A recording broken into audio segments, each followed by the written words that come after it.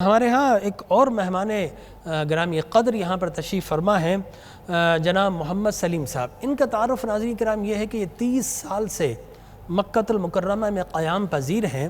تو بہت سارے لوگ اس اطراف و اکناف میں ویسینٹی میں ہوتے ہیں، لیکن ان کا طرہ امتیاز، ان کا شرف یہ ہے کہ یہ حجاج کرام کی خدمت کیا کرتے ہیں۔ جو بھی حاجی چلا جائے اس کی خدمت کرتے ہیں، انہیں کھانا کھلاتے ہیں، ان کے لیے وہ جو معاملات ہیں ان میں آسانیاں پیدا کرتے ہیں۔ ہمارے درمیان موجود ہیں، ہم آپ کو خوش آمدید کہتے ہیں۔ میں سلیم صاحب آپ کی طرف آتا ہوں۔ دیکھیے، حج 3 چیزوں سے عبارت ہے: ربط، ضبط اور خبط۔ ربط کیا ہے کہ آپ کو کمیونیکیٹ کرنا چاہیے میں نے کیا کچھ کرنا ہے۔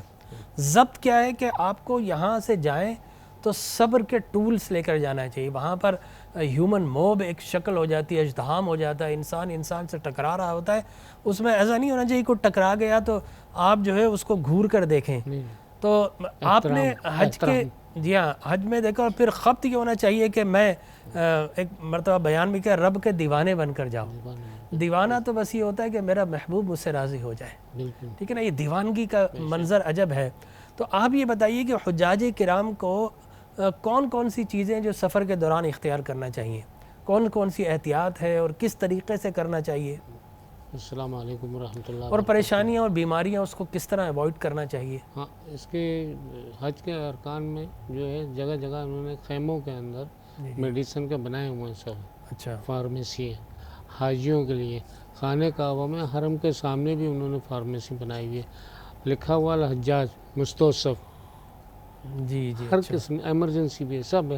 اچھا، لیکن الحمدللہ رب العالمین ہر چیز کی سہولت ہے۔ عرفات میں دیکھیں کتنا کچھ بڑھتا ہے، بے شک۔ ایک معمولی۔ اچھا سلیم صاحب، یہ بتائیے گا کہ آپ حجاج کرام کی یا عمار کی، عمرہ کرنے والوں کی کیا کیا خدمت کرتے ہیں وہاں؟ خدمت جو میرے سے ہو سکتا ہے میں کرتا ہوں، جتنی میری طاقت ہے اللہ تعالیٰ نے دی ہے۔ تھوڑا سے اس کو کھول کر بیان کر دیا۔ مجھے پتا ہے کیا اس سلسلے میں شاہی ہے، انسان تو چاہتا ہے رب کو پتا ہو، لیکن موٹیویشن دوسروں کو ہی ملنا چاہیے نا۔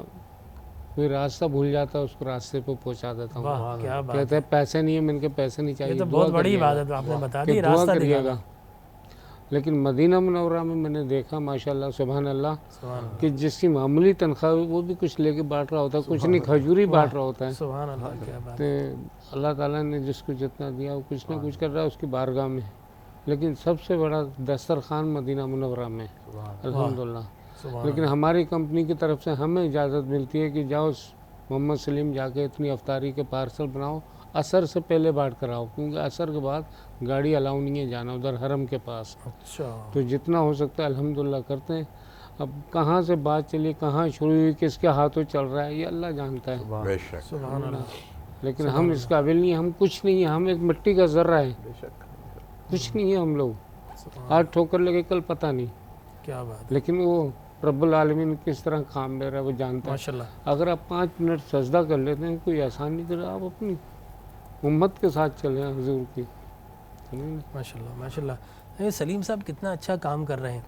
اور عامر بھائی، آپ ہی کے ہم نام ایک انصاری صحابی تھے، جب غزوہ اسر کا غزوہ جس کو بولتے ہیں تبوک، تو حضور نے اعلان فرمایا کہ مجاہدین کے لیے چندے کی اناؤنسمنٹ ہو گئی، تو ہر کوئی اپنے اندازے کے مطابق، اپنی سکت کے مطابق لے کر آیا۔ اور ایک مزدور تھا، صحابی تھے، پورے دن محنت مزدوری کی اور کچھ کھجور بچوں کے لیے لے کر جا رہے تھے، پورے دن کی مزدوری کی۔ جب یہ صدا اور ندا سنی تو دل میں خیال آیا کہ اگر ادھر دیتا ہوں تو بچے بھوکے رہیں گے، اور اگر بچوں کو کھلا دیا تو کسی مجاہد اسلام کی بھوک نہیں مٹا سکوں گا۔ بالآخر جذبہ ایمانی جوتا حضور کے پاس آئے، یا رسول اللہ میں نے پورے دن سے یہی کمایا ہے، یہ کھجور میرے قبول فرما لیجئے۔ سرکار کی آنکھوں میں، چشمان مقدس میں آنسو آ گئے۔ آپ نے کہا جتنا بھی سامان ڈھیر ہے اس پر اس کو ڈال دیا جائے، آج جتنا سامان مقبول ہوگا انہی کھجوروں کی وجہ سے ہوگا۔ تو اللہ تبارک و تعالیٰ تو جذبے دیکھتا ہے۔ انشاءاللہ ناظرین کرام، آپ بھی ضرور ان جذبوں کا اظہار یہاں پر کر سکتے ہیں۔ اپنے پڑوس میں جا کر اگر کسی کے پیٹ کے پتھر آپ نے ہٹا دیے تو یقین جانیے اللہ یہاں بیٹھ کر یوم عرفہ کا ثواب آپ کو عطا فرمائے گا۔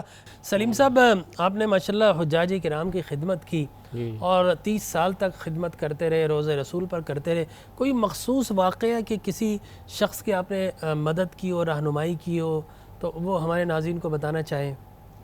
کہ اکثر کچھ حاجی لوگ بھٹک جاتے ہیں، جی جی جی، کچھ بھٹک جاتے ہیں، خاص طور پہ مینا میں دور کنکر ہوتے مارنے کے ہیں، بعد. کبھی مینا میں ہوتے ہیں، کبھی مینا کے راستے میں.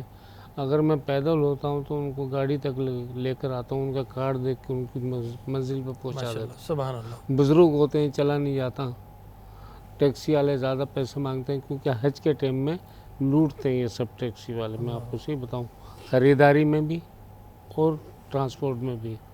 تو جہاں تک میرا ارادہ ہوتا ہے کہ میں ہیلپ اللہ آپ کو توفیق عطا فرماتا رہے، آپ یہ کام خیر کا کام کرتے رہیں. اللہ تبارک و تعالی ہم سب کو یہ توفیق عطا فرمائے. فقط وہاں نہیں، یہاں پر بھی ہمیں سب کی مدد کرنا چاہیے. اللہ تبارک و تعالی اس پر بے پناہ ہمیں اجر عطا فرمائے. سلیم صاحب، میں آپ سے سوال کروں گا کہ آپ کس طرح ایک حج پہ آپ مدد کرتے ہیں؟